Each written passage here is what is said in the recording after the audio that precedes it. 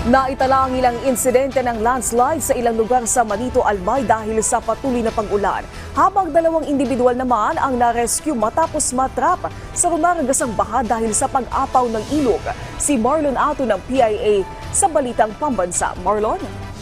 Magandang umaga, kabi-kabilang minor landslides at mga pagbaha ang naitala sa Bicol region dahil sa shear line kung saan ang buong lalawigan ng Albay ngayon ay walang pasok.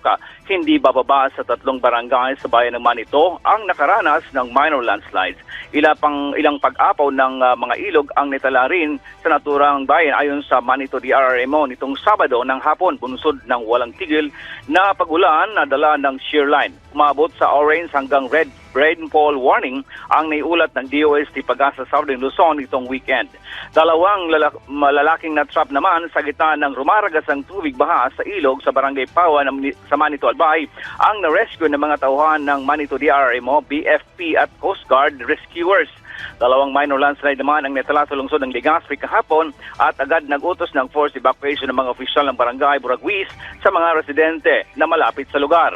Nagkaroon ng mga pagbaha sa mga mabababang lugar dito sa ilang barangay sa Sorsogon City, kabilang na dito ang Barangay Rizal, Burabod, Bulabog at iba pang mga umabot hanggang bewang ang taas ng tubig.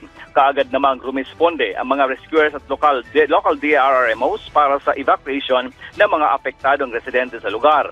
Nagdeklara naman ng preemptive evacuation ng lalawigan ng Camarines Sur nitong nakaraang Sabado.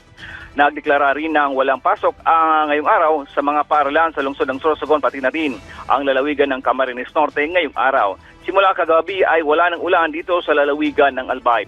Sa initial na impormasyon ng Office of Civil Defense Bicol ay umabot sa 226 na pamilya ang nailikas at kumakatawan ito ng 661 na mga individual.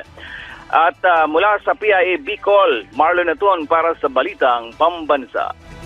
Maraming salamat, Marlon Ato.